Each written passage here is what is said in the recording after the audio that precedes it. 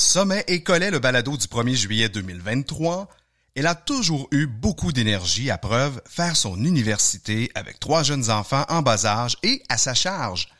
Au-delà de la maman d'exception, elle est aussi une randonneuse et une coureuse d'exception, s'élançant sur des pics d'ici et d'ailleurs, et surtout sur de longues distances présentant des dénivelés à refroidir bien des mollets que je connais. Voici Martine Marois.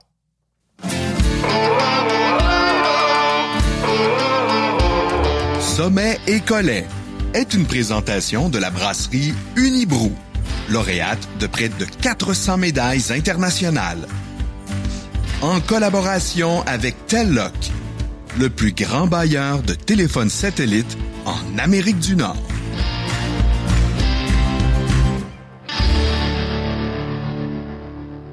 Salut tripeux de rando, Alexis le randonneur nantais, animateur de cette balado-diffusion et de l'émission Alexis le randonneur à TVA Sport, en plus d'être le chroniqueur plein air de l'émission.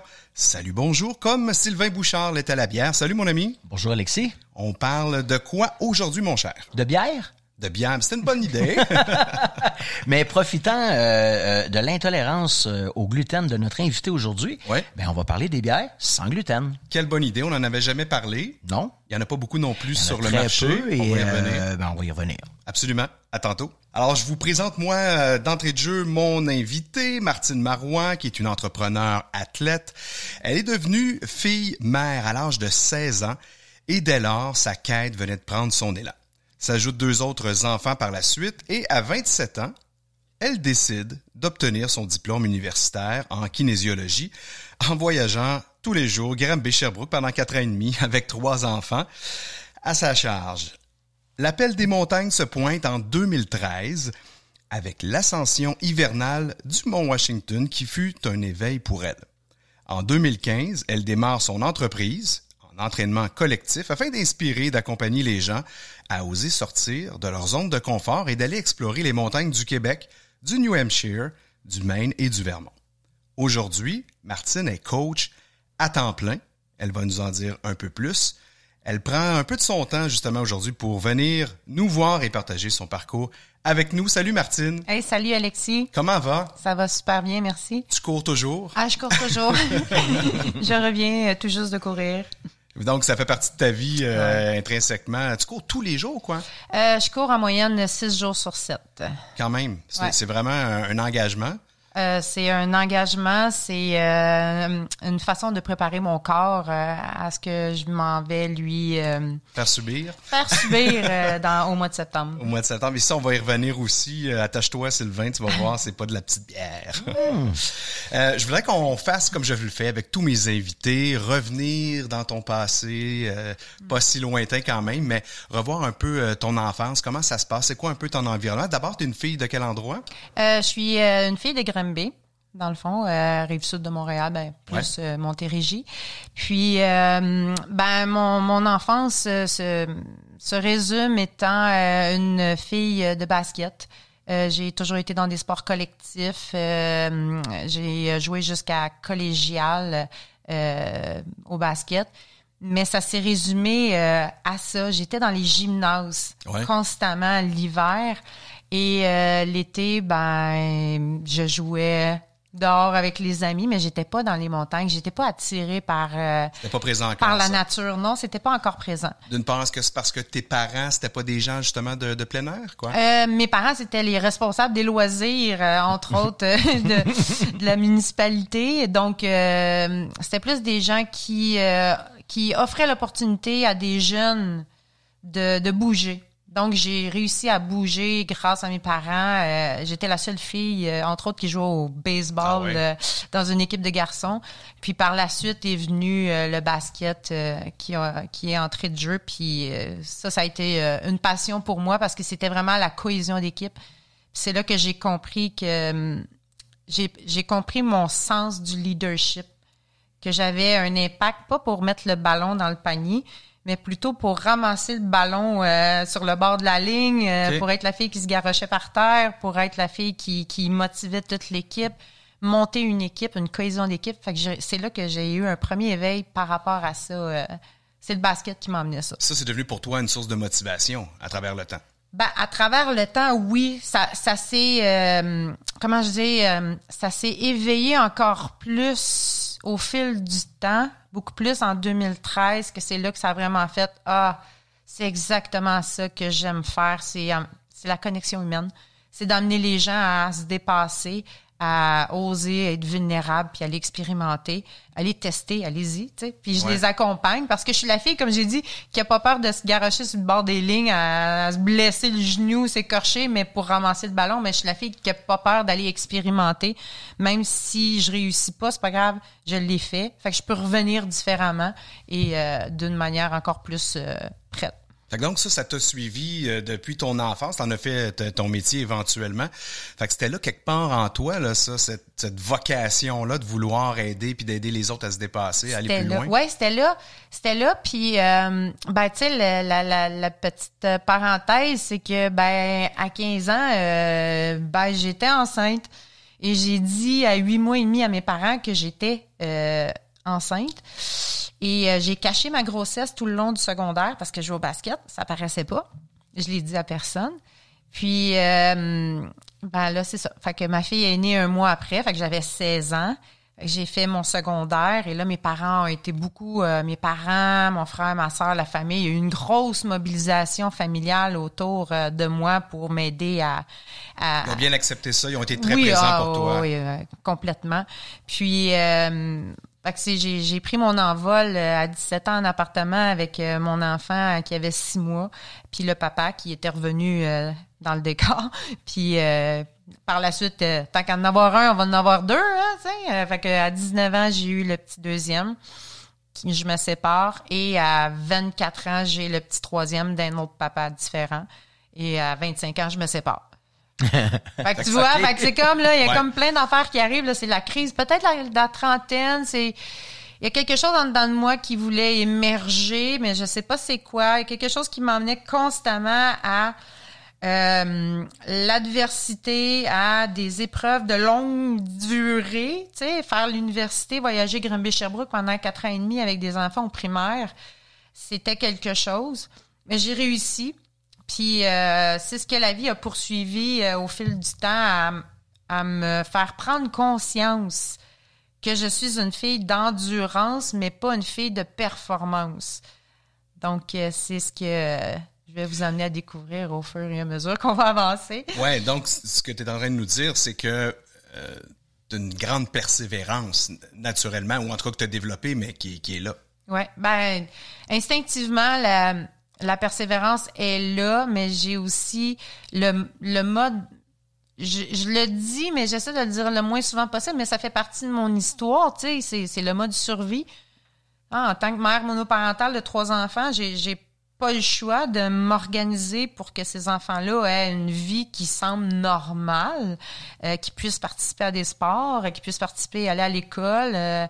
Donc, j'ai énormément déployé mon sens de me lier avec les gens, beaucoup en contribution, qui a fait en sorte que j'ai pu avancer grâce à cette communauté-là, collectivité-là. Puis c'est en dedans de moi. Fait que j'ai décidé de redonner aux gens, de les amener à oser, tu sais, expérimenter. C'est drôle parce que tu as passé une bonne partie de ton enfance, ton adolescence à jouer au basketball dans un sport stop and go. Ouais.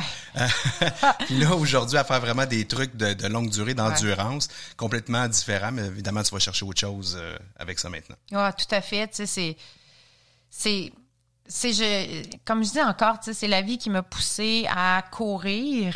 Parce qu'à l'université, ils nous donnaient un programme d'entraînement, puis on devait courir 20 minutes 3 fois par semaine. T'sais, écoute, pour quelqu'un qui fait du stop and go au basket, c'est énorme. C'est déjà la fin du monde.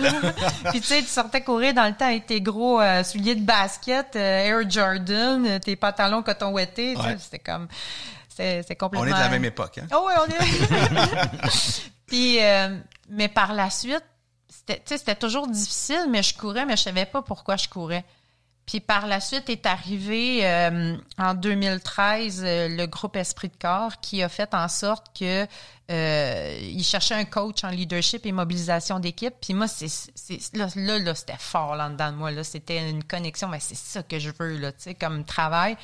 Puis, fait que j'ai coaché pour le défi Montréal-New York, de courir de Montréal à New York. De course. Puis c'est à partir de ce moment-là que les gens que je coachais, Arikana est arrivé, là, les courses ultra-trail Arikana, puis que les gens ils m'ont dit « Hey, Coach Mart, tu viens, on s'inscrit toutes. » Fait que là, j'ai fait comme... Fait que j'ai commencé à courir en trail là, mais je ne savais pas encore pourquoi je courais en trail parce que j'aimais pas ça. OK, garde ton idée. Ouais. On rembobine un peu avant d'aller plus loin. Parce que là, t'es passé basketball, ouais. on arrive éventuellement à la course, à l'université. Moi, j'ai juste une question, là. Tu disais que dans le cours, on t'obligeait à courir 3 fois 20 minutes par semaine. Donc, ça faisait partie de ton cours en kinésiologie. Ouais. Là, il fallait que tu développes des plans, c'est ça que je comprends, de course? Ben pas dans le temps de l'université parce que dans le fond, moi j'étais en encadrement sportif. T'avais des spécialités là-dedans, là, quand même. Ouais, mais j'ai fait un diplôme 2e cycle en exercice thérapeutique.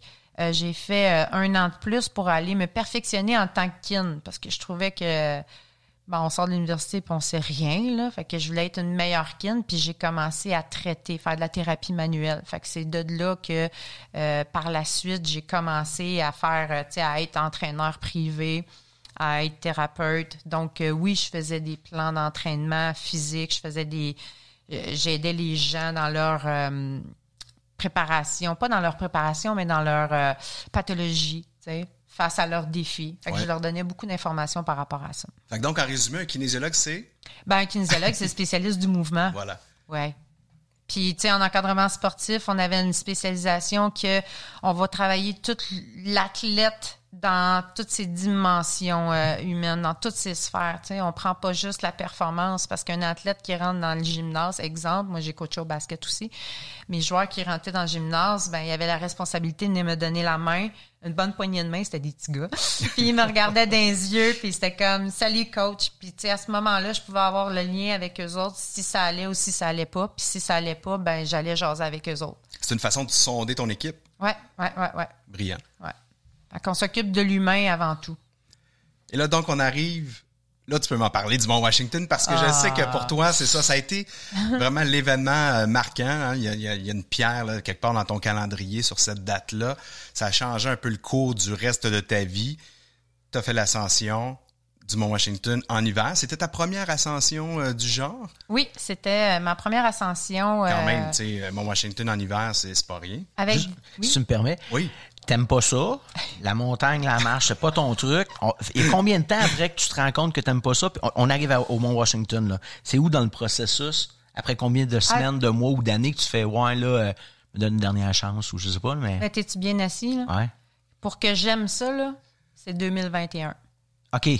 Ça veut dire que t'as vraiment... t'aimes les défis, là. C'est ça. Fait que OK, ça fait même le Mont Washington, longtemps. ce qui s'en vient, c'est que ça a changé ta vie, mais encore là, c'était pas la vraie affaire, là. Ouais. OK, parfait, je te suis. On ça continue. s'en vient. Ouais, on monte.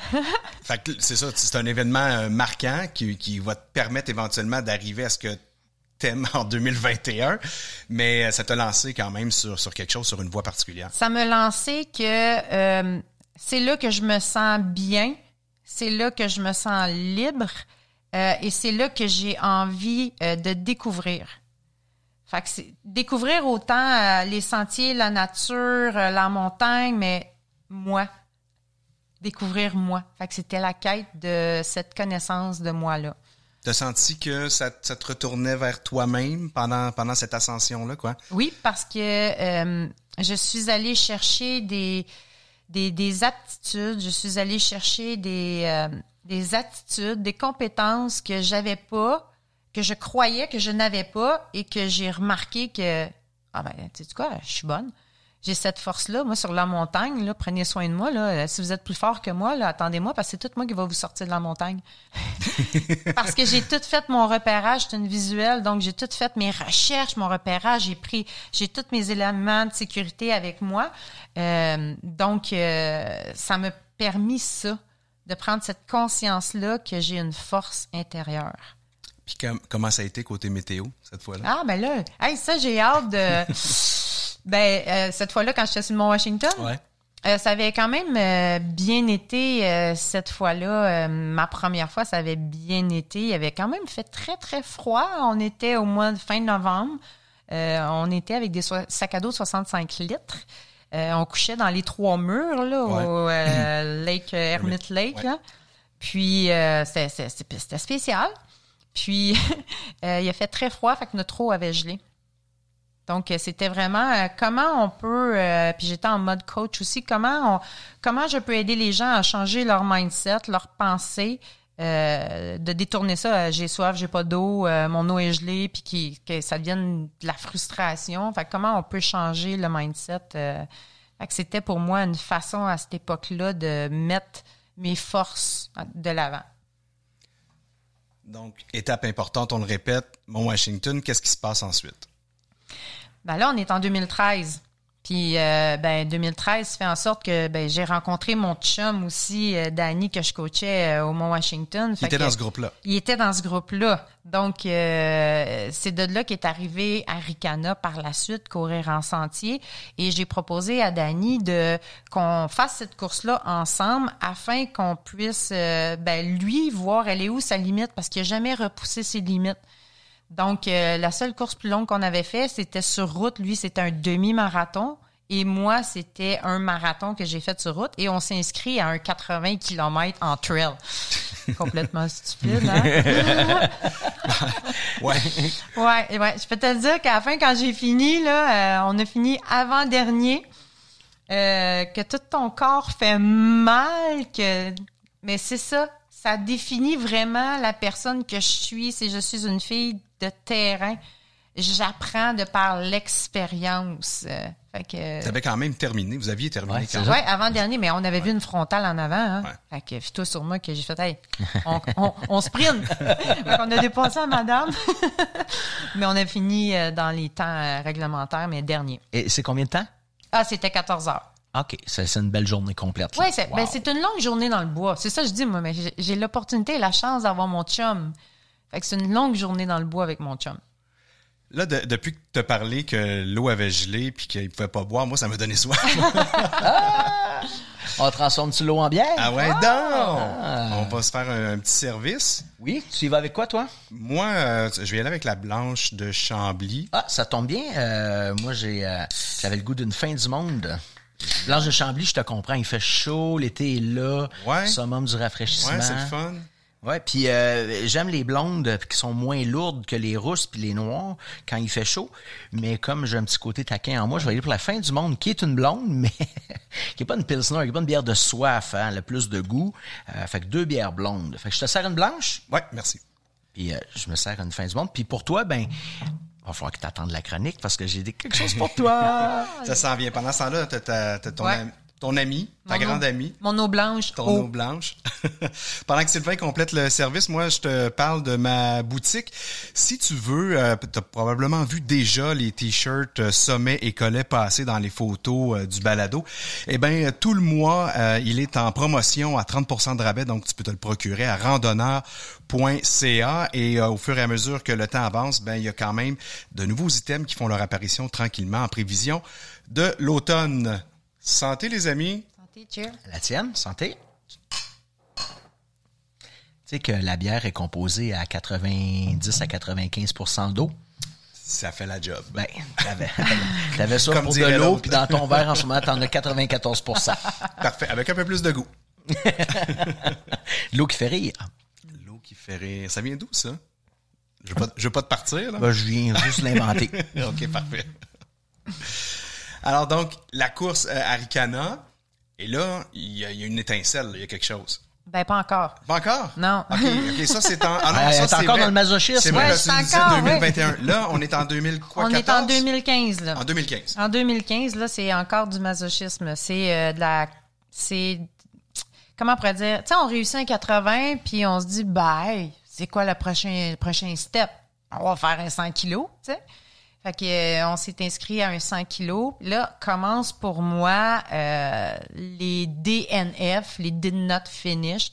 qui fait en sorte que les 3 années suivantes, j'ai pas réussi mes courses. Mais ce qui nous attirait quand même, il y a un point positif, c'était d'être dans la montagne. Fait que c'était d'être dans Chic-Choc, c'était d'être dans Charlevoix, c'était d'être Mont-Moriot, ces trucs comme ça. Puis on allait s'entraîner, on allait faire de la rando aussi dans hiking pour se préparer dans le Mont-Washington avec Dany. Fait que c'était vraiment cet environnement-là d'entraînement qui faisait en sorte, j'aime être là, sauf que c'est extrêmement souffrant pour moi. C'est comme si je traîne un ancre à bateau, puis je sais pas pourquoi. Puis tu sais, qu'est-ce qu'il y a en dedans de moi? C'est, tu sais, je disais tout le temps, l'âme n'est pas dans le bon corps. Parce que j'ai l'âme, j'ai l'esprit, j'ai le thinking d'une athlète. Mais je le suis pas parce que mon corps ne suit pas. Puis pour moi, ça, c'était de la frustration, puis c'était... Un constat difficile à faire. Hein. Ouais, puis pourtant, je déploie les efforts, je suis persévérante, je suis déterminée, je fais tout ce que j'ai à faire, mais ça fonctionnait pas. Jusqu'au fameux jour, en 2017, que là, le diagnostic tombe de la maladie cœliaque. Puis c'est ce qui expliquait pourquoi mon corps ne suivait pas. On va y revenir, ça, c'est après une course encore. Ouais. Mais pourquoi prendre de grandes distances, aller vers de grandes distances, plutôt que de dire je vais faire un peu moins, parce qu'il y a d'autres distances là, qui étaient plus courtes sur ces événements-là. Ça aurait pu être un 65 ou même un 50. On va aller pour 100. Ouais. Ben, si on suit un peu depuis le début, je fais des choses qui sont un peu, je vais le dire, hors normes, qui sont un peu... j'aime aller là où ce que peu de gens sont. J'aime cet espace de liberté. J'aime couvrir aussi un grand territoire. Fait que quand on est dans l'ultra, longue distance, c'est ce que ça nous permet, c'est de voir la beauté incroyable de la région ou de la montagne en tant que telle qu'on est, là. C'est du touristique en même temps. Ah, ben oui, tellement. Fait que si tu me dis, il y a comme une tendance qui est comme les backyards, que tu fais 6,7 km, que tu tournes en boucle avec peu de dénivelé, puis c'est le dernier qui reste, c'est lui qui gagne. Mais moi, faire des courses comme ça vient pas me chercher, ça vient pas nourrir en dedans de moi la fille de montagne. Ce serait l'inverse, c'est quelque chose qui peut être rendre folle, non? Ouais, ben ça va faire travailler mon mental, si je veux un entraînement du point de vue mental. C'est ça l'idée de ces courses-là, d'ailleurs, de toute façon. Ouais. Mais ça vient pas me nourrir. OK. Alors ensuite, parce que je vois devant moi, là, j'ai une méchante liste de courses. Là, quand tu disais ça, c'était pas 125? J'ai fait le 125 à Ricana, mais que j'avais pas réussi. OK, parce que le petit puis le grand Ricana. Oui, c'est ça. Il y a plusieurs longueurs de courses. OK, c'est à ce moment-là que... Et ça, c'est en 2016, le 125. Oui. C'est là que tu te termines pas. Et d'ailleurs, que tu apprends que tu es diagnostiqué éventuellement. L'année, ça va être en 2017, janvier 2017, que j'ai été diagnostiquée cœliaque. Mais avec Arikana 2016, le 125 km, on a abandonné, Dany et moi, à 75 km. On était déshydratés. Puis là, on était comme, là, c'est le temps, là. Sont où les fermeurs, là, qui viennent nous chercher, là, tu sais, là? Puis finalement, les fermeurs sont arrivés avec 2 ou 3, il y était 3 autres gars. Puis là-dedans, il y avait un grand costaud français qui titubait d'un bord puis de l'autre. Puis là, il arrêtait pas de vomir. Puis là, mais tu sais, je le disais, là, il va pas bien, lui, là, tu sais, là. Puis là, le fermeur, il avait pas l'expérience. Fait que là, il était comme, non, une petite pilule de sel puis de l'eau, il va être correct. Non. Fait que, tu sais, là, je dis, Dany, prends son sac. J'ai dit, là, mets les bâtons comme ça. Moi, je tenais le bras. Fait qu'on a comme évacué le gars. Puis, pour finir, qu'on l'a évacué avec les paramédics qui sont venus le chercher dans le bois. Puis, tu sais, on a pris en charge. Ouais. Mais la fille de montagne, là, c'est ça qui est ressorti. Tu comprends? Fait que ça me nourrit. Je suis pas là pour sauver tout le monde dans le bois, mais c'est cette connexion humaine-là, ça, c'est plus fort que tout, là, tu sais, là. Fait que ce gars-là, les paramédics sont arrivés à temps. Puis, j'ai réussi à le retrouver sur Facebook. Je suis une même, moi, je suis bien curieuse. Je m'en vais tout checker les comptes, puis j'y ai écrit. Puis, le gars, il m'a remercié. On est en contact aujourd'hui depuis ce temps-là. Fait que moi, ça, là, pour moi, c'est ça, la montagne. Autant dans le trail, autant dans la randonnée, c'est ces gens-là qu'on côtoie sur notre chemin. L'esprit de communauté. Ah oui, incroyable. Qui est fort, hein? Ouais. C'est pour ça qu'on y revient, on y retourne. Ouais. Même si tu cours la plupart du temps seul ou presque. Avec toi-même. Même si je cours, mais ça dépend où. Si mes entraînements, je veux bien comprendre ta question, même si je cours avec moi-même. C'est-à-dire que, tu sais, dans les courses, évidemment, tu vas croiser un paquet d'autres coureurs, mais tu fais ta course, puis t'es centré quand même relativement sur toi-même pendant la course, non? Oui. Dans mon évolution de course, j'ai constamment fait mes courses avec Danny, mon conjoint, jusqu'à temps que, je pense que c'était après 2017. Là, quand j'ai été diagnostiquée cœliaque, c'est là que j'ai fait, il est plus fort que moi. Donc, j'ai fait, c'est quoi, je veux courir pour moi. Puis là, lui, c'est un petit protecteur, hein, fait que là, lui, il était tout, oh mon Dieu. Mais il m'a respecté là-dedans, il était super fin. Fait que j'ai commencé à courir pour moi à ce moment-là. Puis là, je commençais à être encore plus connectée avec, tu sais, comme je le disais, ma quête, à essayer de trouver, tu sais, qui je suis vraiment à l'intérieur de moi. Puis c'est à ce moment-là que j'ai commencé à connecter l'âme dans le corps, que j'ai commencé à dire que je suis une athlète. Fait que ça a été à partir de ce moment-là, à peu près à 2018. Il y a eu un switch, là. Il y a eu un switch. Le switch s'est fait, tu sais, si tu me permets, en 2018, nos amis puis Danny s'inscrivent au Tour des Géants, une course de 330 km, 24 000 mètres de dénivelé positif qui fait le tour de la vallée d'Aoste en Italie. Puis, j'ai réussi, moi aussi, à obtenir un billet pour avoir un dossard. Fait qu'on est allé avec 3 autres de nos amis. Puis, je faisais ma course seule. Danny faisait sa course à lui.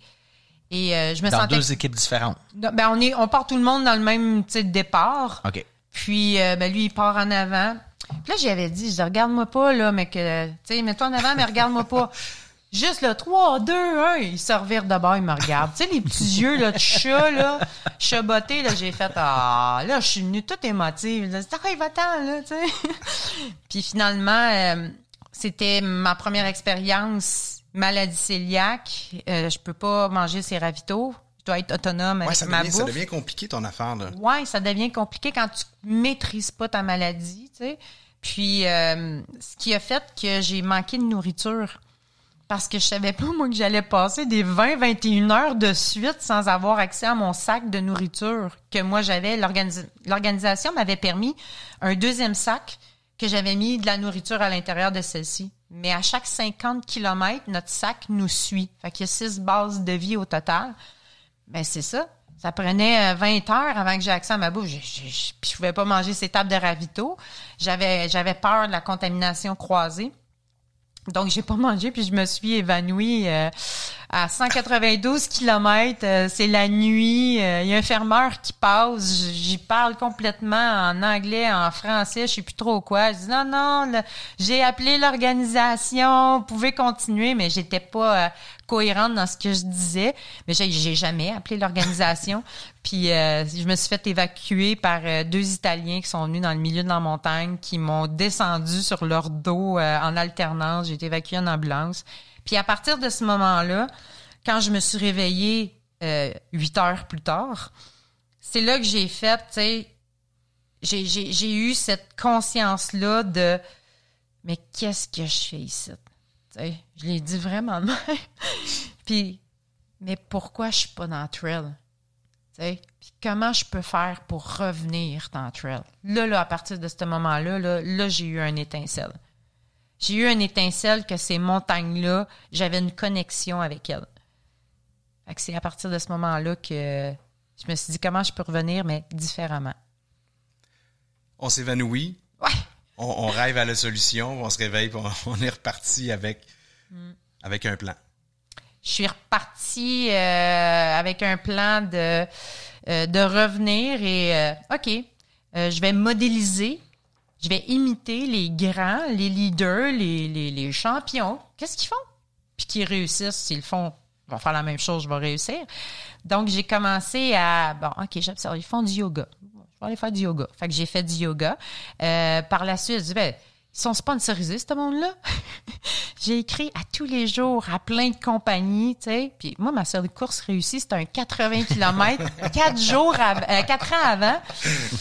Puis je dis, bon, mais j'ai déjà fait quand même. Puis il y en a une seule qui m'a répondu 1 mois plus tard, puis ça a été Artérix, qui m'a supporté, partenaire financier, qui est encore là à ce jour du point de vue du Tort des Géants. Qu'est-ce qu'il avait vu en toi, tu penses? Artérix sont beaucoup du côté humain, plus communauté que de performance. Puis plus que j'avance avec cette entreprise-là, plus que c'est ce qui me tient à cœur aussi. Donc, je pense qu'il avait vu plus la persévérante que la performante. C'est un peu plus ça que j'ai remarqué qu'ils ont vu. Fait que ce qui a fait qu'en 2019, j'ai changé mon alimentation, je suis devenue végé, j'ai commencé à faire le jeûne intermittent. Tu sais, j'ai commencé à poser des actions que je faisais pas avant, à les expérimenter, ce qui m'a amené à réussir avec Danny, le Tort des Géants. Lui, il s'est réinscrit, il a été encore pigé. Moi, j'ai dû encore acheter mon dossard de solidarité à 3 300 $. Puis, on l'a fait ensemble et on a fini en 144 heures sur 150 heures en 2019. Mais tu sais, le Tort des Géants, c'était le 10e anniversaire et ils ont décidé de mettre une distance de 450 km, le Tort des Glaciers, cette année-là pour fêter l'anniversaire. Un ajout, là. Le 10e anniversaire, oui. Puis moi, quand j'étais là, j'ai fait... Ben là, vous savez que je m'en vais dire? Ben là, moi, je veux être là. Fait que comment je peux faire pour être là? Donc, quand j'ai terminé mon Tort des Géants, 330 km en 144 heures, là, c'était tout de suite, j'étais prête dans ma tête. Qu'est-ce que je peux faire? Comment je peux faire pour me classer pour le Tort des Glaciers? Parce qu'on devait réussir en bas de 130 heures le Tort des Géants pour pouvoir être admissible. Donc, encore là, je me suis préparée différemment. Tu avais un 14 heures à retrancher. Ouais. Là, je veux juste que les auditeurs là, qui nous écoutaient, imaginez-vous, là, tu parles de 144 heures, c'est quelques jours. Là. C'est 7 jours. Tu sais, tu dors presque pas. Pas. Ou tu essaies de dormir. C'est quoi? Tu te reposes 1 heure ou 2 par nuit? Puis, tu fais des cycles de sommeil d'environ 30 minutes, 1h30. Est-ce que tu arrives à dormir quand tu dis des cycles de quand sommeil? t'es vraiment... Ça prend du temps avant que tu puisses être capable de dormir parce qu'il y a énormément de bruit dans les bases de vie. Ils mettent des camps, des lits de camp, comme dans des gymnases, puis tout le monde fait du bruit, là, c'est impossible de dormir. Jusqu'à temps que plus que tu avances dans la course, plus qu'il y a moins de monde. Ouais. Donc, ça se calme. Ça se calme. Ou aussi dans les refuges, on a l'opportunité de dormir dans les refuges. Fait que c'est là qu'on peut se reposer un peu plus. Donc, on dort, c'est nous qui gérons notre sommeil, mais en 2019, ben j'étais à 144 heures sur 150. Donc, vous allez comprendre que j'étais dans le dernier peloton. Fait que j'ai pas le temps de dormir. Donc, j'ai pas dormi beaucoup. Depuis le début, tu parles d'humanité. Tant qu'à moi, ça, c'est pas humain pantoute. De pas dormir? Ben, une course comme celle-là. Ah, une course comme celle-là, c'est... Ben, tu sais, comme... Est-ce qu'il y en a qui disent parfois, hey, tu fais ça, mais c'est pas bon pour ton corps, c'est pas bon pour le corps? C'est bien, tout le monde dit quelque chose par rapport à quelqu'un qui fait un sport extrême, c'est pas bon, là, mais en même temps, la personne qui est passionnée de ce qu'elle fait, c'est bon, là, on s'entend, là, dans la juste mesure. Puis, ça... Comment je pourrais dire... le Tort des Géants amène cette... se repousser, se dépasser... aller à des endroits jamais on ne croirait aller, puis aussi, tu sais, à la rencontre, ben, la faune, la flore, tu sais, moi, les patous, je connaissais pas ça, là. Les chiens blancs des montagnes, là, tu sais, mais ils sont dangereux, faut pas les flatter, là. Faut pas aller les voir, tu sais, t'as des bouquetins, c'est un apprentissage qui déborde la course complètement. Ben, c'est ça, puis tu sais, on en avait parlé, c'est une longue randonnée sportive. Ouais. Tu sais, on s'entend, mais il y a un temps qui est mis là parce que c'est une organisation qui prend en charge la course, fait qu'on a des aspects de sécurité un peu partout, on peut être évacué. Par contre, tu tu sais, les auditeurs, n'importe qui peut aller faire le Tour des Géants. C'est le Tour des Géants, il est balisé. T'es pas obligé d'attendre de T'es pas obligé faire d'être la dans course une elle-même. Non, t'es pas obligé d'être dans une C'est course. ça. C'est la même chose pour le Tour des Glaciers. Quelqu'un qui aime le challenge des cols, être des cols techniques, des passages techniques, ben il a son GPS, sa trace GPS, puis il suit ça. Donc c'est possible dans les deux cas là. On va en parler parce que tu parles de rando. Ça fait partie de ta préparation aussi pendant ton repérage. Puis c'est un peu un entraînement croisé. Mais là, de l'autre côté de la pub, on rejoint notre ami Sylvain pour jaser bière sans gluten. Et là, ça va te permettre, Martine, de faire ton ravito. Sommet et Collet vous est présenté grâce à la brasserie Unibrou. 30 ans d'histoires et de légendes, brassées avec passion et joie de vivre. Et à Telloc Satellite. Alors, l'ami chronique spéciale, bière sans gluten. Ouais. C'est quelque chose. Tu disais, hey, Sylvain, C'est quelque chose. c'est un défi? Ouais, c'est ça. C'est quelque chose d'en trouver, quoi. Ben oui, c'est drôle parce que pour moi, faire une chronique bière sans gluten, c'est un peu comme quelqu'un qui travaillerait dans le monde des boissons gazeuses qui dirait tu peux-tu faire une chronique sur le Coke diète, mettons. Ouais. C'est drôle parce que à la base, ce qu'il faut comprendre, c'est que être cœliaque ou être intolérant au gluten, ça veut dire que dans les céréales, il y a une substance élastico quelque chose composé de protéines. D'ailleurs, gluten vient du latin glutine qui veut dire colle. Ah. La glu, ben c'est ça, de la glu, gluten. Là. Puis c'est ça qui fait que c'est collant quand on fait, mettons, tu sais, de la pâte à modeler quand on était petit, on mettait de la farine puis de l'eau. C'est le gluten qui fait que ça colle. Alors, pour faire de la bière, j'ai besoin de céréales, puis dans la plupart des céréales, il y a cet effet-là de ramasser de protéines qui font que ça colle. Donc, il faut changer les Ben, les c'est recettes. ça. Dans les faits, ce qu'il faut trouver, c'est des céréales qui ont pas de gluten. Ça existe, ça? Ben oui, ça existe certains. Tu sais, à la base, ce qu'il faut comprendre, c'est que aujourd'hui, toutes bières sont composées principalement d'orge. Il y a du gluten dans l'orge. Je serais tenté de dire que 99,9% des bières sur la planète contiennent de l'orge. Quand c'est de l'orge, en plus, tu peux mettre d'autres céréales. Du blé, il y a du gluten. De l'avoine, il y a du gluten. La plupart des autres céréales en ont. Mais il y a des céréales qui ont pas de gluten. À l'époque, ben, ça recule d'il y a 2000 ans, tout le monde brassait pas de la bière avec de l'orge. Il y avait pas de l'orge partout. Donc, les Asiatiques faisaient de la bière avec du riz. Ça tombe bien, le riz a pas de gluten.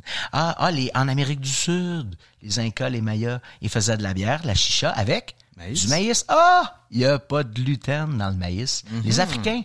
Les Africains faisaient de la bière avec des céréales locales, le millet, le quinoa, le sorgho. Godons ça, toi, chose. Il y a pas de gluten dans ces céréales-là. Le problème, c'est que on utilise principalement l'orge parce que la céréale fournit à la bière le sucre dont on a besoin pour faire l'alcool. De toutes les céréales, la céréale qui fournit le plus de sucre, c'est l'orge. Donc, c'est pour ça qu'on utilise principalement de l'orge.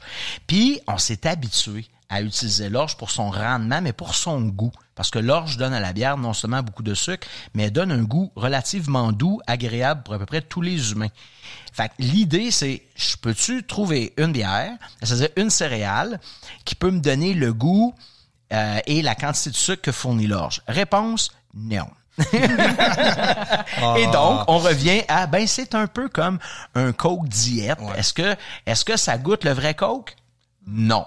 Est-ce que c'est une alternative intéressante quand t'as chaud, quand tu veux te désaltérer, puis que tous tes amis boivent une boisson gazeuse alors que t'es au cinéma? Réponse? Ouais. Oui. Alors, c'est un peu ça pour moi, la bière sans gluten. C'est une alternative qui dit, oui, je peux quand même consommer un produit qui est consommé par à peu près tout le monde sur la planète, avoir du plaisir au niveau de mes papilles, mais je peux pas m'attendre à avoir la même affaire. Ça, c'est ma prémisse de départ. C'est bon? Oui. On abaisse un peu ses attentes.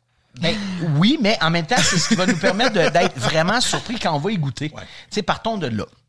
Tu sais, les bières qui combinent différentes céréales, il y en a. La blanche de Chambly, c'est de l'orge et du blé. Des bières avec le maïs puis du riz, ça, il y en a gros. Toutes les brasseries qui font de la bière blonde commerciale en Amérique du Nord font orge maïs, orge riz. Donc, on est déjà un petit peu habitué à ça. Le problème, c'est qu'on va se ramasser avec juste ça. Mais là, vous allez bien voir.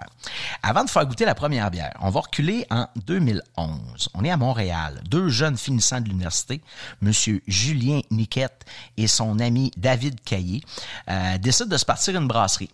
Puis, eux autres, Julien est cœliaque.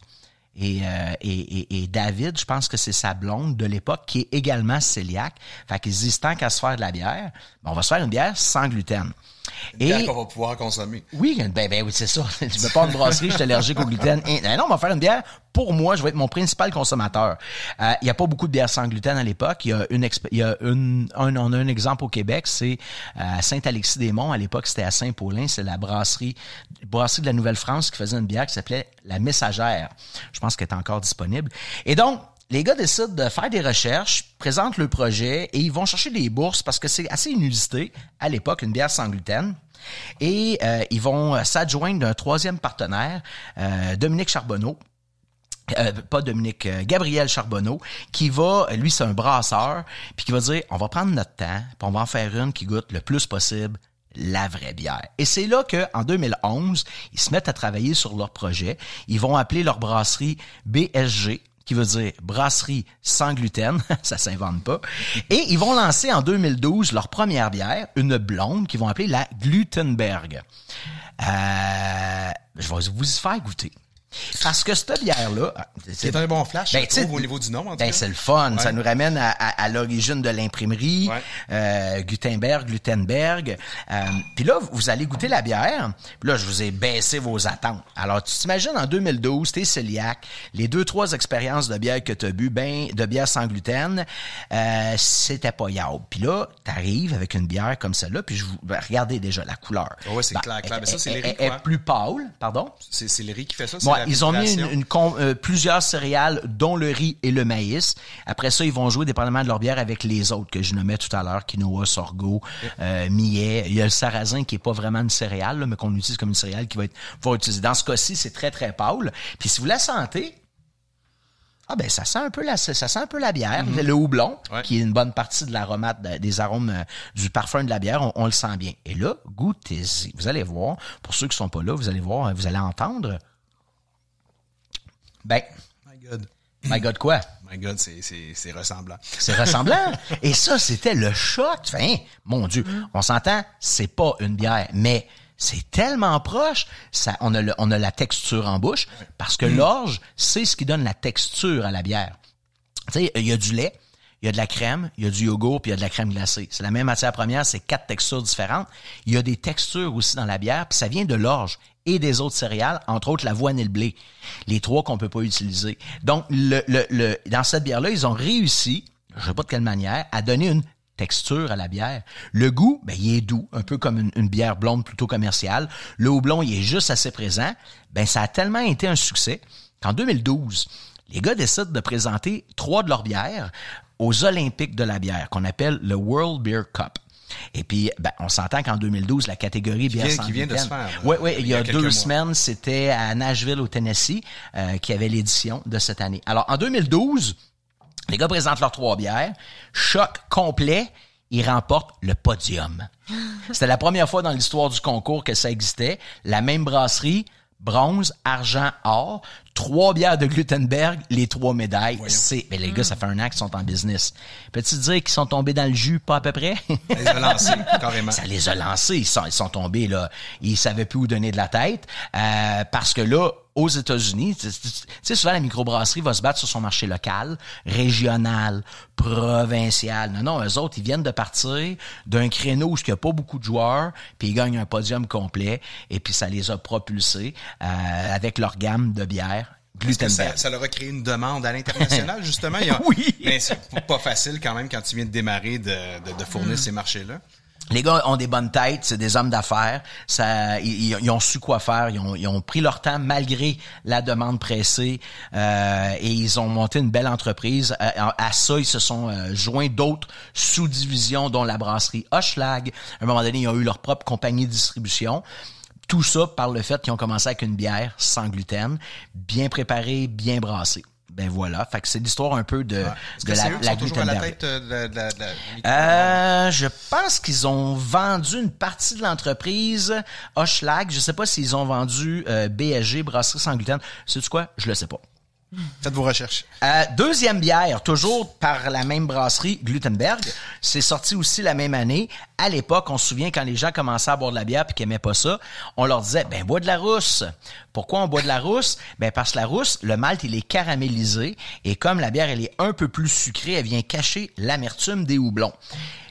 La mousse, dans la bière, c'est comme la texture. Ça vient de la céréale. C'est l'orge et ses protéines qui donnent la mousse. Moi, ça me fascine. Une bière sans gluten, sans protéines. Une belle mousse. Elle a une belle mousse. C'est des magiciens. Probablement pour ça qu'ils ont remporté le podium. Si vous la sentez, on a un petit nez légèrement sucré de caramel, encore une fois, typique couleur. des bières rousses. La couleur, elle est superbe. C'est un cuivre brun. Et au goût, tu sauras me le dire. Envoyez donc, toi qui dois pas souvent boire de la bière, j'imagine. Ben, dis donc. Pas ton genre? Ben, j'ai eu comme un goût de sambuca, quelque chose en même, dans le temps. Le sambuca dans le temps. Sambuca, ouais, Oui, la oui, oui. réglisse, Ah, ben, c'est intéressant. Réglisse, il y a un côté. noire. Et ben, merci de le dire. Pour réussir à donner un goût qui rapproche de la bière, ce que les gars ont fait que les autres faisaient pas avant, c'est d'ajouter des aromates. Ils vont ajouter des herbes. Ils vont ajouter, peut-être dans ce cas-ci, un peu de réglisse ou un peu d'anis étoilé pour réussir à donner une sensation que c'est de l'orge caramélisée, alors qu'il n'y en a pas du tout. Tu vois, moi, je partais sur un principe de céréales, puis toi, tu m'arrives avec la sambuca qui est de l'anis, puis je dis, ben, pourquoi pas? Parce que à quelque part, il faut qu'ils réussissent à donner du goût quand même, alors que la matière première qui donne le goût habituellement n'est pas là. Donc, ben, très bonne constatation. Toi, comment tu la trouves, cette Glutenberg rousse? Je te dis, j'en suis flabbergasté, je sais pas si c'est le bon terme. Je la trouve vraiment bonne. C'est agréable, hein? Honnêtement, là, comme tu dis, petit goût caramel, là, super, belle mousse, couleur, tout est là. Et c'était la première fois, en 2012, quand j'ai rencontré les gars, puis ils m'ont dit « Hey, Sylvain, goûte donc ça! » J'ai fait flabbergasté, comme tu dis. Ouais. J'ai fait « Wow! C'est bon! » J'ai pas l'impression d'être en punition. Non, c'est ça, exactement. Non, mais Parce que boire de la bière sans gluten, à l'époque, c'était en punition, là. Ouais. Un peu comme les bières sans alcool. Donc là, ils étaient arrivés avec une proposition super intéressante qui venait vraiment donner du goût à la bière. Dans les faits, je viens de voir, ils ont mis des marrons dedans. Au millet sarrasin marron. Donc, les marrons qui donnent probablement un côté très sucré, un côté plus fruité qu'on retrouve habituellement dans les bières rousses. Eh bien, on a ça. Puis, bien sûr, il y a du sarrasin pour donner ce petit côté épicé-là. Il faut se ramener à l'époque aussi, là. Tu sais, de faire une blonde, une rousse, c'était comme le basique. Tout à fait. On peut pas passer à côté. Après ça, ils ont sorti un paquet de trucs, des IPA, puis des bières gauze, tu sais, plus acidulées. Souvent, dans les bières acidulées, on va mettre des fruits. Donc, ça, ils réussissaient à donner du goût, mais d'être arrivé avec un produit comme ça, il y a 10 ou 11 ans, c'était incroyable. La troisième bière, puisque le temps file, est aussi une bière sans gluten. C'est une jeune brasserie, ben, elle est plus jeune maintenant, là, elle a plus de 20 ans, qui est située à Saint-Alexis-des-Monts, qui est les brasseurs de la Nouvelle-France. Ils ont été les premiers au Québec à faire de la bière sans gluten. C'était la Messagère. Le père est décédé, le fils ou les fils ont récupéré l'entreprise, ont modernisé toutes les recettes de bière autres que la sans gluten, et ils se sont attaqués il y a 2 ans à la fameuse Messagère sans gluten. Ils l'ont complètement changé. Ils ont changé le nom. Maintenant, la gamme s'appelle Helix. Pardon, H-E-L-I-X, Helix. Et, ben, c'est ça. Ils sortent des bières qui goûtent la vraie bière. C'est vraiment intéressant. Ici, c'est une New England IPA. Alors, qu'est-ce qu'on aime des New England IPA? Ben, on aime surtout leur nez qui vient des houblons qu'on utilise, qui sont des houblons modernes qui donnent des nez de fruits tropicaux. C'est tout. Vous devriez voir la face de Martine. Wow! Je pense qu'on est plus dans sa table, là. Alors là, on est dans les fruits tropicaux. Martine, si ça fait longtemps que t'as pas bu de bière parce que t'es cœliaque, puis que t'entends tout le monde dire IPA, ben là, tu vas comprendre le buzz. On a tout de suite ce nez-là et ben, le houblon, il y a pas de problème de gluten. Donc, tu peux mettre exactement les mêmes houblons que dans une bière. Ouais. Donc, tu vas aller chercher ce nez-là. Et ce qui fait que les New England IPA sont intéressantes, c'est leur texture qui est, on dit dans le langage juicy, qui donne un peu une sensation presque huileuse, une sensation de jus de fruits fraîchement pressé. Donc, quand on goûte cette bière-là, elle s'appelle, de la gamme Helix, c'est la NIPA, N-E-I-P-A, New England IPA. Pamplemousse. Exactement, qui est une autre des gammes de houblons qu'on utilise. Wow. Les houblons qui donnent plus des notes d'agrumes. Alors, du pamplemousse, de l'ananas, de la papaye, une belle texture, pétillant, tout est là, sans gluten.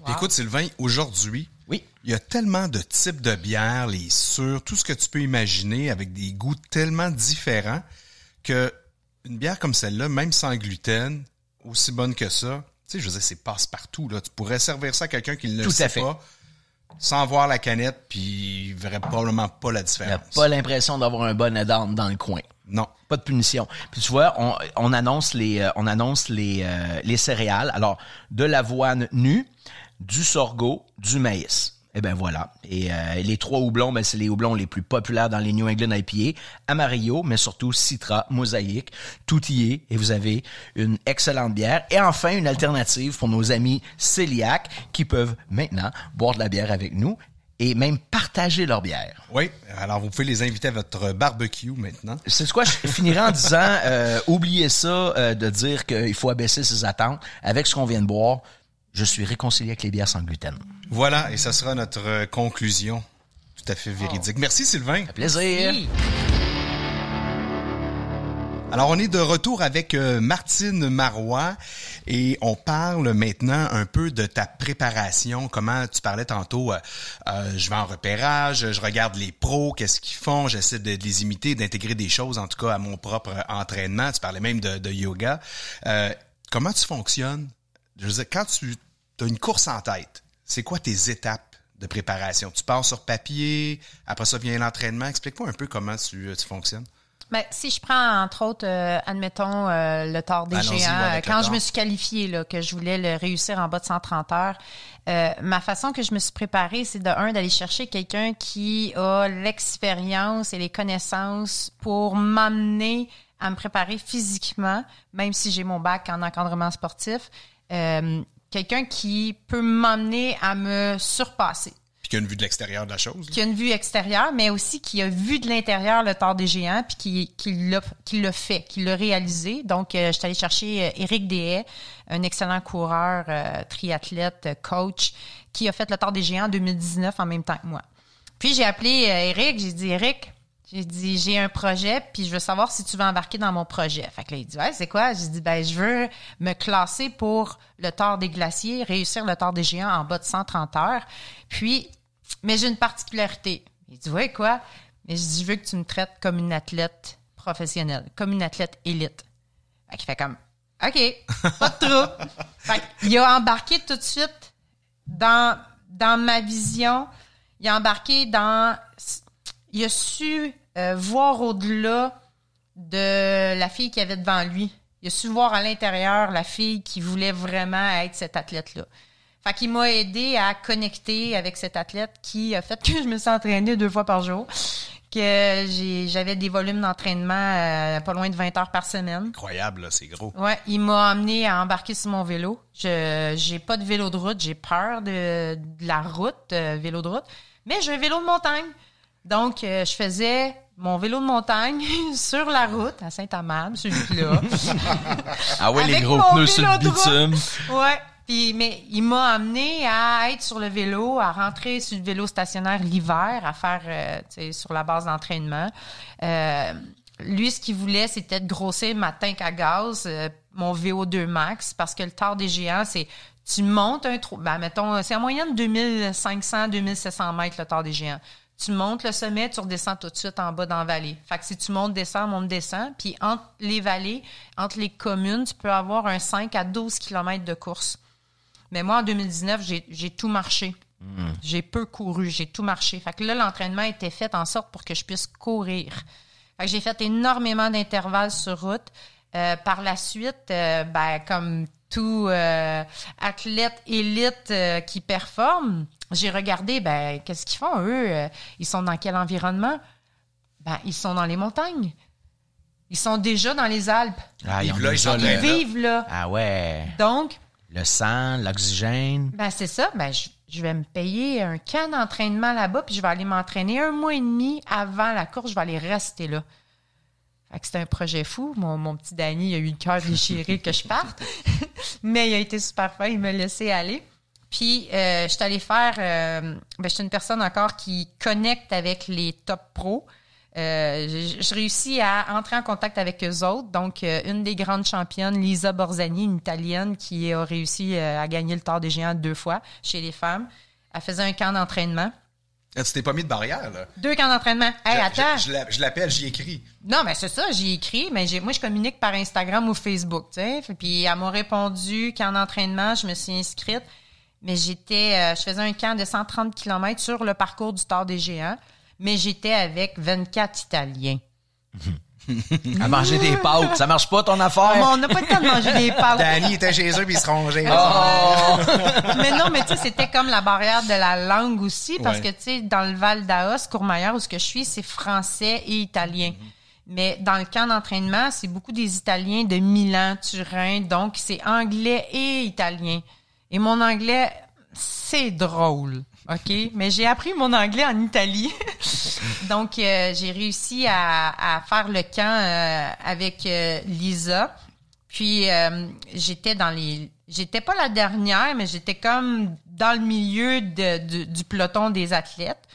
Puis, mais je me suis beaucoup questionnée à savoir comment je vais faire pour réussir. Mon objectif, c'était tellement difficile. Puis, j'ai poursuivi mon entraînement. Je pense que j'ai eu seulement que 4 journées de congé sur 1 mois et demi. À ce moment-là, c'est quoi? T'as eu un doute sur tes capacités? Oui, de réussir. Vraiment? Ah oui, vraiment. Parce que sur 16 jours, faut que tu retranches 10 %. J'avais 14 heures à retrancher. Sur 140, sur 130? Ouais, c'est ça. C'est comme dit, faut que tu c'est un sauves gros... une journée et demie, là. Ouais. Wow! Puis, tu sais, j'ai poursuivi mon focus, mon entraînement. J'étais comme dédiée à ça. J'ai fait mon 2e camp avec Lisa, qui était la dernière finalité du parcours du Tour des Géants, 30 km. Et à ce moment-là, j'étais dans les premières du peloton avec eux autres. J'étais pas dans les dernières. Puis là, Lisa m'a dit à un refuge, là, on est arrêté. Elle a fait, comment? Tu t'es beaucoup entraîné, hein? Je dis oui. Puis là, j'étais comme, wow. Là, j'avais la certitude que j'avais la possibilité de réussir mon objectif. Et Danny, cette année-là, ne savait pas trop, il savait pas quelle course qu'il voulait faire. Il voulait pas se réinscrire au Tour. Donc, il a fait mon équipe de support. Alors, j'avais ma nourriture, j'avais mon énergie, fait qu'il m'a suivi sur tout le parcours du Tour des Géants en course. C'est un élément clé pour toi, là. C'est un élément clé, la connexion humaine. Puis c'est un élément clé pour ma réussite, ce qui a fait en sorte que j'avais de l'énergie. Puis quand j'ai commencé le Tour en 2021, dans le fond, parce que là, on a eu la pandémie. Fait qu'en 2021, quand j'ai pris le départ du Tour des Géants, j'avais le simple focus de garder le rythme puis d'être connecté avec mes sensations et pas d'être influencé par les autres, le rythme des autres ou de m'accrocher en arrière des personnes. J'ai pris mon lead, dans le fond. C'est ce que j'ai fait. Puis vers la finalité, Danny me dit... Là, Marthe, tout le Québec est assis au bout de sa chaise, là. Lâche pas, là, continue, là. Genre, ouais, tu sais, pourtant, tu sais, ça va bien, mais, tu sais, j'arrive dans les ravitaux, crème, tu sais, il y a pas de monde. J'essaie de rattraper du monde, puis il y en a pas, tu sais. Il dit, Marthe, il dit, t'es parmi les 15 meilleures femmes. Oh, wow. Sur 78. C'est toi qui étais en avant. J'étais en avant. Là, je suis comme, ah, sérieux, tu sais. Il dit oui. Puis quand j'ai terminé, j'ai fini 14e femme sur 78 en 122 heures. Wow, bravo! Ouais. Débile. Wow! Débile. Ouais. C'est fou ce que ça peut faire un petit bisou d'un amoureux, hein? Ouais, et beaucoup de travail. Ben non, j'en conviens.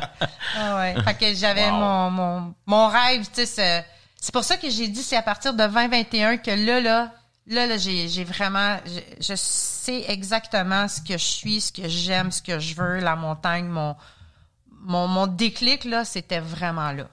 L'amour de la montagne est parti là, en 2021. Il y a un autre petit bobo que tu nous as pas parlé. Ah ouais? T'as pas le syndrome des jambes sans repos? Oui, ben le syndrome, j'ai été 1 an et demi sans dormir. C'est tannant, ça. Mais fait que finalement, tantôt, ton séjour, c'était rien, hein? C'est ça. Elle s'entraînait à pas dormir. Ah oui, non, j'ai été 1 an et demi sans dormir, puis c'était dans les années 2019, là. Tu sais, là, on essayait de stabiliser. T'étais juste avant le Tour. Le Tour en 2019, oui. Puis, dans le fond, là, après ça, j'ai fait, je le disais au médecin que je dormais pas. Fait que là, on a toutes fait les choses qu'il y a à côté. Mon taux de ferritine, il chute. Ma réserve, elle chute régulièrement. Puis, c'est mon système nerveux aussi qui est pas capable de désactiver. Fait qu'il est tout le temps on. Fait que le soir, là, j'ai tout le temps les jambes qui shake ou les pieds qu'il faut que je bouge. Puis là, je me couche, puis là, là, les jambes, ils partent. Ça te réveille. Là, faut que tu te craques, clac, clac, clac. Puis là, t'es de même tout le temps, t'es réveillé toute la nuit. Puis c'est juste le soir, en passant, que ça se fait ça. Puis jusqu'au jour que, là, j'ai dit au doc, mon coach Eric, il travaille dans une clinique du sommeil. Puis il a dit, ma femme a fait la même chose, le syndrome de jambes sans repos, elle est médicamentée. Viens passer un test, tu sais. Puis là, le doc, j'ai dit ça. Puis il a dit, non, on n'a pas besoin de passer de test. Il dit, on va passer tout de suite à la solution. Ça fait 1 an et demi que j'essaie de dormir. Fait qu'il a dit, la première solution, dans le fond, c'est les médicaments pour le Parkinson. Mais il y a 3 niveaux. Fait que je suis au niveau de base. Puis ça, c'est à vie. Fait que tu prends ces médicaments-là à vie. Et à partir de ce moment-là, j'ai dormi.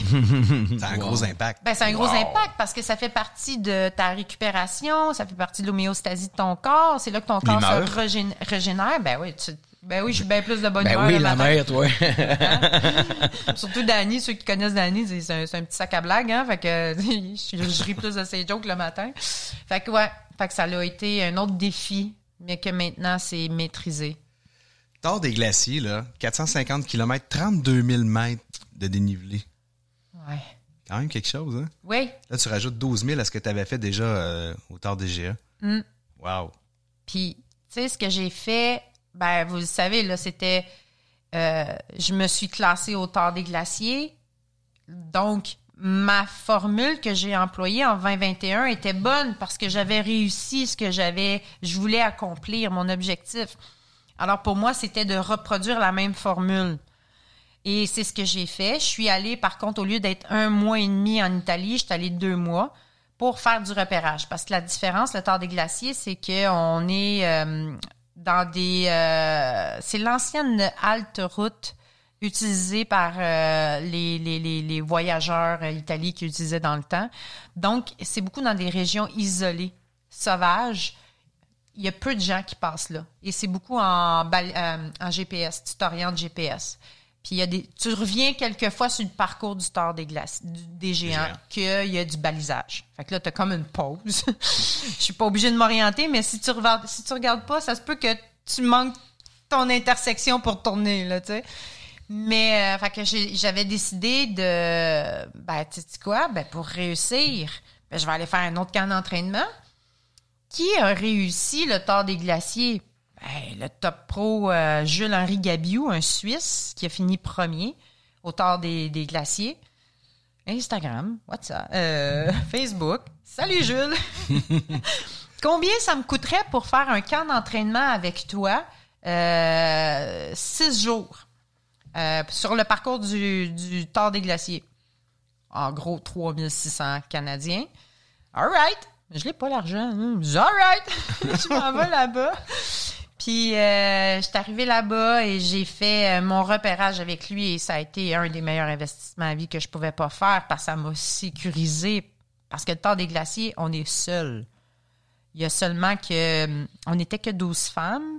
Et au total, on était dans cette édition-là 142 coureurs au lieu d'être 1200 coureurs. Donc, beaucoup moins de gens sur les sentiers. Pour une plus grande distance. Oui, c'est ça. Et une portion d'orientation. Orientation. Et on a 3 bases de vie au lieu de 6. Donc, on est constamment de refuge en haut. Fait qu'on est constamment dans les 3000 mètres qu'on reste. On redescend pas dans la vallée à comparer du Tort des Géants. Ce qui amène une autre logistique, c'est complètement une expérience différente que le Tort des Géants. Puis j'aime ça. Je sais pas pourquoi je suis pas étonné. Ouais. Mais OK, écoute, dans tes projets futurs, là, une fois qu'on a réalisé ce genre de trail-là, évidemment, il y en a d'autres un peu partout dans le monde. Je te regarde la face, là, tu y rêves encore, c'est clair. À quoi tu penses? Ce serait quoi ta prochaine course? En fait, là, j'ai pas réussi l'année passée. Mon Tort des glaciers, je me suis fait arrêter par les barrières horaires à 206 km sur 450. Donc, cette année, je me prépare différemment pour réussir. Là, je m'en vais 3 mois en Italie. Fait que là, tu doubles ton temps de préparation. Barrière horaire, on veut juste dire aux gens, c'est parce que on a un temps minimum, c'est-à-dire maximum pour arriver à tel passage. Là, t'es arrivé un peu en dessous, donc t'es obligé d'arrêter. C'est un peu comme faire la coupure dans un tournoi de golf. Ouais. T'as pas le minimum. Exactement. C'est ça, t'es sorti de la course. Donc, puis j'emmène Danny avec moi cet été. Ça, c'est une autre grande nouvelle. Il vient s'entraîner 3 mois. Puis il s'est qualifié. L'an passé, lui, il était sur le parcours du Tour des Géants pour se qualifier au Tour des Glaciers. Il a réussi en 110 heures. Comme quoi, Et bon, on le salue, Danny, d'ailleurs, parce qu'il a commencé à courir en même temps que toi. Oui, c'est ça. C'est un parcours là aussi. Puis, fait qu'on va faire le Tour des Glaciers ensemble cette année. Fait que ça, c'est le projet 2023. Et par la suite, oui, il y a d'autres futurs projets qui est la PTL, la Petite Trotte à Léon. C'est la grande distance de l'UTMB. Mont-Blanc. C'est de l'Ultra-Trail du Mont-Blanc. C'est 300 km, 25 000 mètres de dénivelé positif, orientation GPS aussi. Donc, c'est notre rêve à Dany puis moi en 2024. Et mon rêve dans le futur, c'est je suis vraiment passionnée de la Via Alpina. Qui est, il y a un athlète, Guillaume Martus, qui l'a fait en autonomie complète. Ça lui a pris 44 jours. C'est 2500 km avec 150 000 mètres de dénivelé positif. Tu pars de Monaco, de Slovénie jusqu'à Monaco. Donc, dans les Alpes. J'ai une question qui me vient en tête. Comment tu te vois vieillir là-dedans? Comment je me vois vieillir là-dedans? Ben, c'est drôle, je la vois pas, la vieillesse.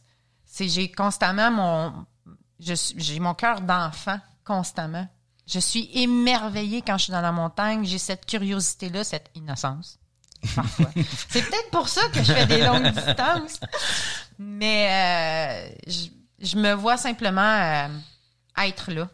Tu sais, avec ou sans course, organisation. Mais chose certaine, c'est que je me vois poursuivre dans les montagnes. Vive la montagne. Vive la montagne. Puis, tu sais, hein, éventuellement, le rêve, c'est d'avoir un pied à terre là-bas. Ça serait comme magnifique. Le top du top. Le top. Comment on peut te suivre, Martine? On peut me suivre sur Instagram. Instagram, Facebook. Je suis beaucoup plus active sur Facebook. J'aime beaucoup écrire, inspirer les gens par mes mots, mes actions. Donc, Facebook, Instagram. Ou sinon, j'ai un groupe, mon coaching de groupe Mindset, les esprits gaillards. Je donne du contenu aussi pour aider à changer son état d'esprit. Tapez ça dans l'outil de recherche, Martine Marois ou Martine Kiné. K-I-N-E, hein? Oui. All right. Merci d'être venu nous voir. Merci. Merci beaucoup. Continue à te dépasser. Puis tu reviendras nous raconter tes prochaines courses. Merci, Sylvain Bouchard. Ça me fait plaisir. Sommelier en bière, collègue. Merci à nos commanditaires, Unibrou et Telloc. Quant à moi, je t'invite à t'abonner à mes médias sociaux. Si tu vas être avisé de la sortie du balado avant tout le monde, @Alexis le randonneur. Merci de partager cette balado-diffusion avec ta tribu rando. Bon mois de juillet ensoleillé. On va se le souhaiter. Et surtout, top rando!